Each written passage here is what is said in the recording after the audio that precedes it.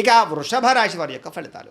అయితే ఈ వారం మీ గోచార గ్రహగతులు కనుక చూసుకున్నట్టయితే కొంతమంది మిత్రులు కూడా శత్రువులా తయారవడము, నమ్మక ద్రోహాలు కనపడుతున్నాయి కాబట్టి జాగ్రత్త. ఆర్థిక పరిస్థితి అసంతృప్తికరంగా ఉంటుంది. రావాల్సిన డబ్బులు రాక విపరీతంగా ఖర్చులు పెరగడం మిమ్మల్ని మానసిక అశాంతికి కలగజేస్తాయని చెప్పొచ్చు. మిత్రులతో వివాదాలు, మాట పట్టింపులు ఉన్నాయి జాగ్రత్త.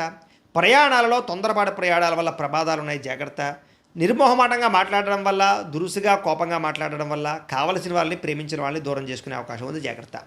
క్రయ విక్రయాల్లోనూ లేదా రిజిస్ట్రేషన్ వ్యవహారాల్లోనూ ఎక్కువ జాగ్రత్త తీసుకోవాలి.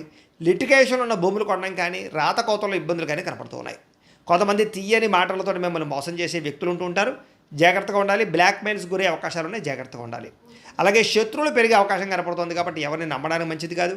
వచ్చినటువంటి ఆదాయం విపరీతంగా ఖర్చు అయ్యే అవకాశం కనపడుతుంది. అనారోగ్య సమస్యల వల్ల, కుటుంబ ఖర్చుల వల్ల, ఇంటి వెచ్చాల వల్ల, అనేక కారణాల చేత పిల్లల యొక్క చదువుల కోసం అవ్వచ్చు, లేదా అనేక కారణాల చేత విపరీతమైన ఖర్చులు కనపడుతున్నాయి. పెట్టుబడులు పెట్టేటప్పుడు, లావాదేవీలు జరిపేటప్పుడు ఈ వారం చాలా జాగ్రత్త తీసుకోవాలి. కుటుంబంలో ఖర్చులు కానీ, రుణ బాధల వల్ల కానీ మనశ్శాంతి లేకపోవడము, కొత్త అప్పులు చేయవలసి రావడము, పాత అప్పులు తీర్చలేకపోవడము ఇబ్బంది పెడుతున్నాయి. నిరుద్యోగులకి అతి కష్టం మీద ఉద్యోగ అవకాశాలు ఉన్నాయి. ప్రభుత్వ ఉద్యోగస్తులకి పని ఒత్తిడి అధికంగా కనపడుతోంది. ప్రైవేటు ఉద్యోగస్తులు కూడా సరైన ఎదుగుదల లేకపోవడం, ఉద్యోగపరంగా ఇబ్బందులు కనపడుతున్నాయి.